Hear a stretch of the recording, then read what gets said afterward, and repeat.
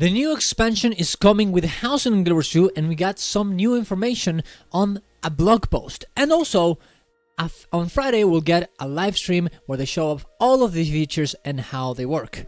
Subscribe to the channel from this. Go to my coffee, want to support me? Let's get into it. So, we can see here, here's the post. I'll link in the description if you want to read the whole thing. I'm just going to summarize a little bit. First, they talk about, it's essentially a Q&A. How do I get my homestead? You do the story. How do you access your homestead? You get a summoned conjured doorway with a mastery skill that's going to appear in the middle of the world. Other people are going to be able to use it, or yourself to get in there. Can you visit friends on my homestead? You can. People can actually join the same conjured doorway that you have put in and ask to join the party. And then you're gonna be able to see, hey, can they join in or can they not, right? And then you'll be able to invite them or no, right? Can I return to my original location? It'll apparently work exactly like Mistlock. The Mistlock. How is it called? Oh, you guys know what I mean. The instance where it's like a hub, the Mistlock hub. Essentially, you'll go into the conjured doorway, you'll get to your homestead, and you'll be able to use it back to go to the exact same spot where you put your conjured doorway beforehand. So this way you're gonna be able to get in, get out instantly, right? This might actually make it so the Mistlock hub will be less used, but it all depends as well on whether you can actually open your map after being in your homestead and go to other waypoints if you want to. That is the biggest draw of using the Mistlock hub. And honestly, also if there's gonna be trading posts and other stuff in your homestead, I doubt there will be, because well, that would make anything other than being your homestead completely useless. Like, why would you ever go to a city? And you don't want an MMO like that. You don't want an MMO where all the cities are dead because everyone is in instances. You definitely don't want that. So I think they're gonna have to be very careful with that, right? Now you will get your homestead resting bonus, probably the same one you would get from Arborstone or from Wizard's Tower, and you're gonna get your exit button to leave. This will not persist if you visit another instance though. So if you go to, I don't know, to a raid, you'll no longer be able to go back instantly, instance exit button into your homestead, which is makes sense because it's an instance. What can I unlock from my homestead? As you progress through your homestead mastery, you'll unlock more rooms within your homestead to decorate. Actually, very cool little thing there. Probably your homestead is going to be very tiny, not that many stuff to it, but soon enough you'll get more rooms, more stuff to decorate, which I think is, I don't know, it gives the progression a cool little thing, and also it doesn't make it insanely like, I don't know, your homestead is insanely big instantly, and you're like, oh my god, where do I put the stuff? You can start slowly getting there.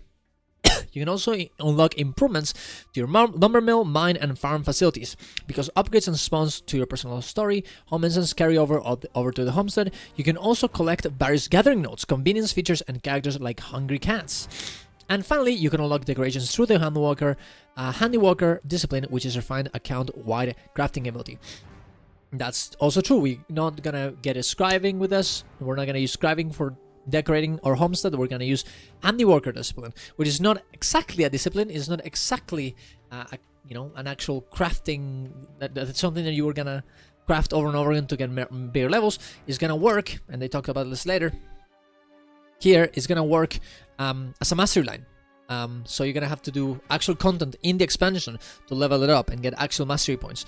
Hopefully the mastery points are not too difficult to get like they did in Soto. I don't think, personally, I actually like the fact that they make us go into the into events and stuff like this and get mastery points that way, but they definitely need to get a balance of being able to do that and being forced to do events as well, and being very frustrated because the event you need is just not spawning, and it sucks, right? You cannot control where unlocked nodes spawn. By the way, the ones that you get will be in a very specific spot, and that's it. Which I think is fine. I think it's fine to have certain things placed together. Specifically also like resource nodes, because otherwise people are gonna just put them all together in the same spot, press F one time, and then be done. I think that's good. Where do homestead decorations come from? Handywalkers, of course, is gonna be the place where you go and get them. Also, they also talk about how they wanted handiwork to be completely different than in guild scribing, because they didn't want, because guild scribing is very much something that you use for a lot of people. So it's supposed to be like a community effort. Handiwork is supposed to be only for you, and the prices need to not be as big as what you would have in guild scribing. Probably a lot of people would say that this is not Like, who cares? I would rather I would rather guild scribing being personal as well, but well, that's what I've decided here. So, which I kind of agree, kind of disagree. I think it's guild scribing is too expensive, but it probably shouldn't be something you can personally do and nothing else, right? It probably should be a community effort regardless.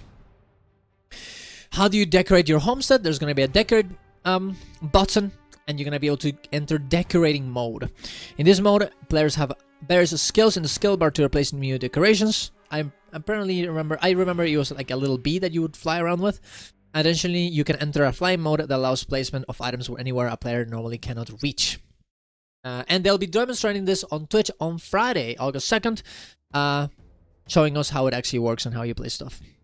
How do characters on my account interact with the homestead? So this is actually very, very interesting. So I don't know if you guys know, but there's going to be an alt feature for homesteads. So what you're going to have is going to go into your homestead, you leave a character in your homestead, and the character will just go around and do little NPC stuff, right? You're going to look like you, but depending on whether they wear heavy armor, medium armor, or light armor, they're going to go to different spots.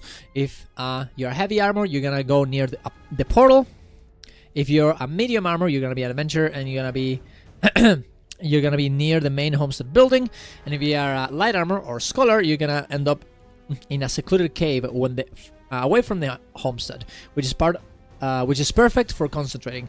I think this RP, this roleplay here, is actually very cool. It's very cute, and it makes a bit more. It makes your characters feel more alive and like they're actual people that that live their lives even though you're not playing with them. And I think that's absolutely super, super cool. Very good. If you approach any of these logged out alternate characters, you can ask them to follow you and lead them somewhere else.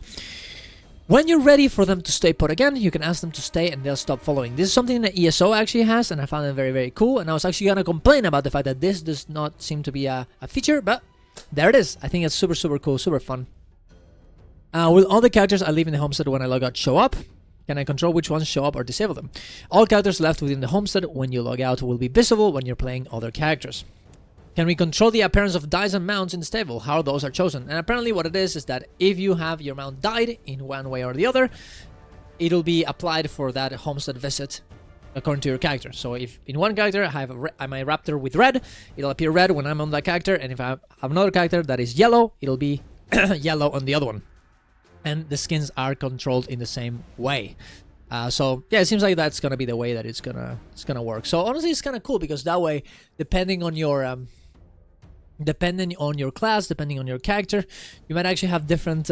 It'll rotate, right? So for me, considering that I always use every character that I have in what is the word? I give them dice for the fashion that I have. So if I'm a Revenant, I'm gonna be very red because Revenants are very red, and all the characters are gonna be red, and all the mounts is gonna be red. So whenever I go with my Revenant in my homestead, it's gonna look very red, and I think that's actually pretty cool to give it a little bit of a class identity to the homestead as well.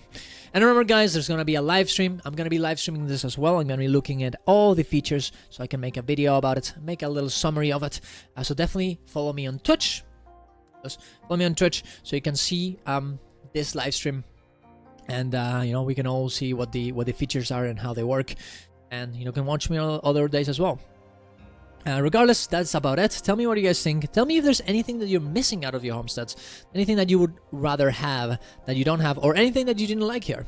And subscribe to the channel. Go to my Ko-Fi if you want to support me. And see you guys around. Love you all. Bye bye. See ya.